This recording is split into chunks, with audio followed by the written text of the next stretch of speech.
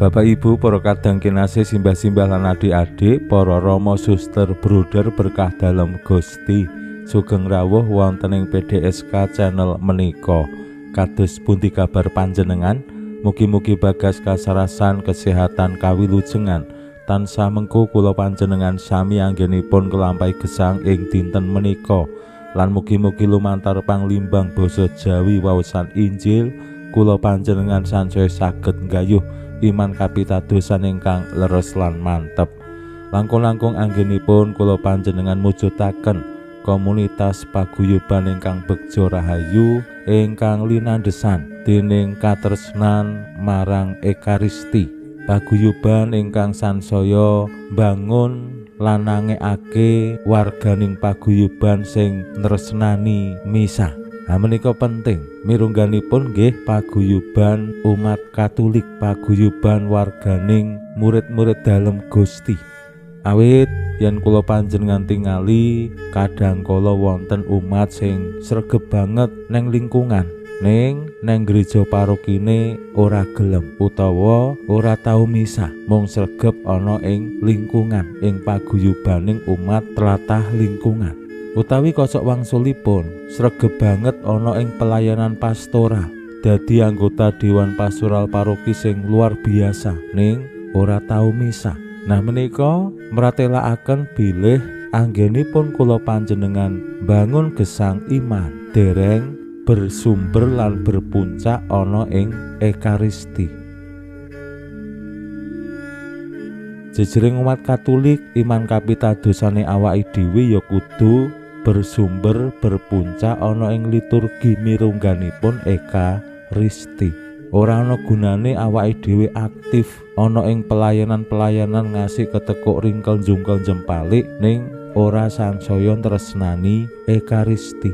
Mila wonten ing maneka warni persyaratan dadi anggota dewan utawa dadi prodiakon, dadi katekis. Menika salah setunggale ya kudu aktif derek Ekaristi.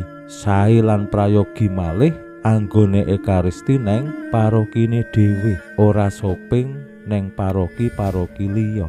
Nek mung pisan pindho shopping neng paroki liya ora masalah, ning nek lajeng goleki kenyamanan, goleki kasenengan, karemenan neng paroki liya, menika nggih kula kinten kurang pas. Kadangkala kula nggih lajeng kompromi, ya wis lah daripada ora do misa, nek umatku do misa ning paroki liya ya ora apa-apa.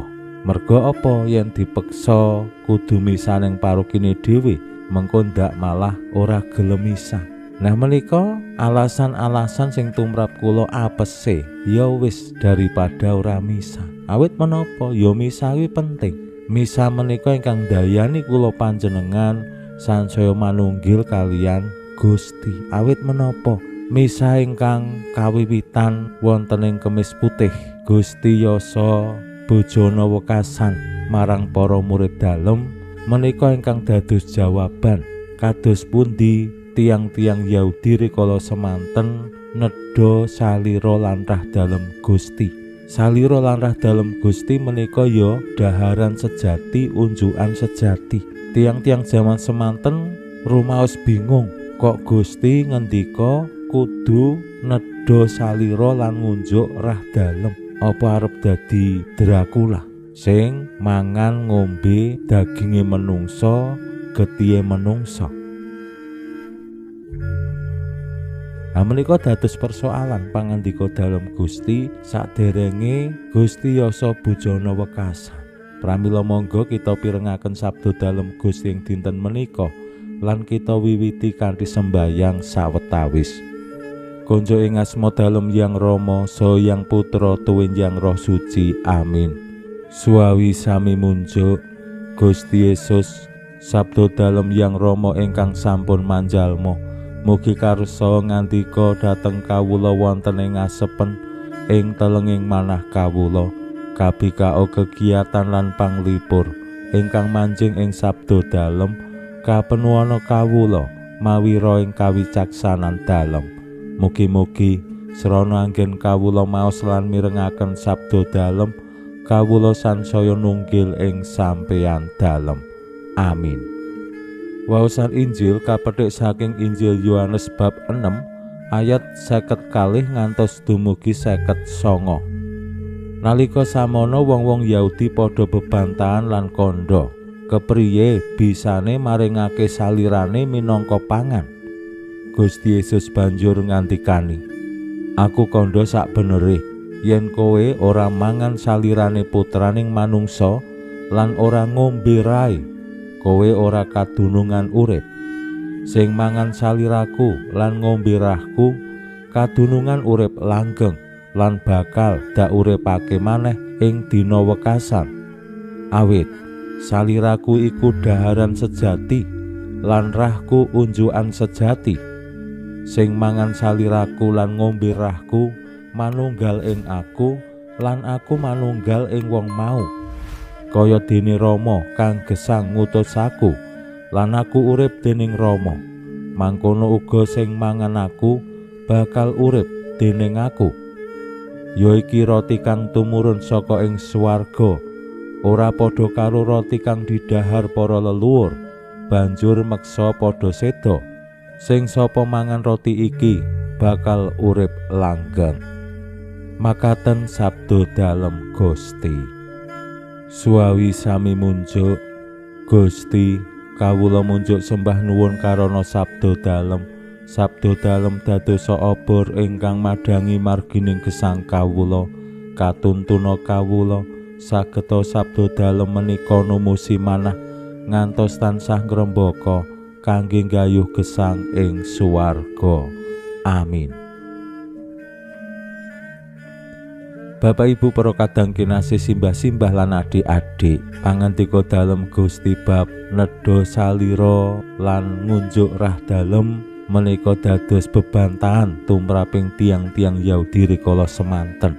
Awit sacara logika, sacara penalaran ya ora mungkin mosok mangan Gusti Yesus. Nek mangan kuwi ya sego, sayur, lawuh, roti lan sak panunggalane kuwi gampil ditampi. Ning nek nedha salira ngunjuk rah dalem, ayo sapa wong sing gelem. Lan Gusti Yesus anggenipun paring jawaban nggih cespleng, tetep kanthi tegas. Sing kepengin ndarbeni urip langgeng nggih kedah nedha salira dalem lan ngunjuk rah dalem. Lan menika ing sakmangkih estu kula panjenengan tampi rikala Gusti Yesus yasa bojana pungkasan kalian para murid. Ing mriku lajeng cetha king menapa kok Gusti ngendikaaken bab nedha salira lan ngunjuk rah dalem. Awit lumantar roti ingkang dipun cuwil-cuwil dipun paringaken dhateng para murid, Gusti ngendika, "Iki saliraku." Lan rikala mbagikaken tuwung isi anggur, "Iki rahku." Lan kula panjenengan sami jejering pasaman suci nampi warisan menika wonten ing Ekaristi. Mila saben-saben kula panjenengan nderek misa wiwit awal ngantos rampung, puncaking Ekaristi ya doa syukur agung, lan puncaking doa syukur agung nggih nampi salira rah dalem Gusti. Mila kenging menapa kula panjenengan kedah majibaken diri tansah nderek Ekaristi nampi komuni. Menika ingkang saged dados srana kula panjenengan ngetingalake panunggalan kalian Gusti. Aku pengen manunggal karo Gusti saklawase. Mila ya apes-apese Ekaristi saben minggu, langkung sae yen bisa saben dina. Menika wujud anggenipun berjuang manunggil kalian Gusti. Ning nek awake dhewe ra tau misa, kados pun dianggenipun ngetingalake aku pengen manunggal karo Gusti. Mila yen wonten umat sing pancen amargi gerah utawi amargi sakit boten saged tindak gereja nderek misa. Dados kewajibanipun umat sanesipun mirungganipun prodiakon ngintun komuni. Menika ingkang saged kula panjenengan lampahi kangge peduli dumateng umat sing boten saged nderek misa amargi gerah, amargi alangan. Ning nek awake dhewe sehat, neng pasar iso, neng sawah iso, lunga dolan iso, ning ora bisa nderek misa saben minggu, menika sing temtu nyelaki panunggalan kalian Gusti. Pinuji Allah sakmenika sarta ing salami-laminipun. Salam sehat, salam bahagia, salam katentreman.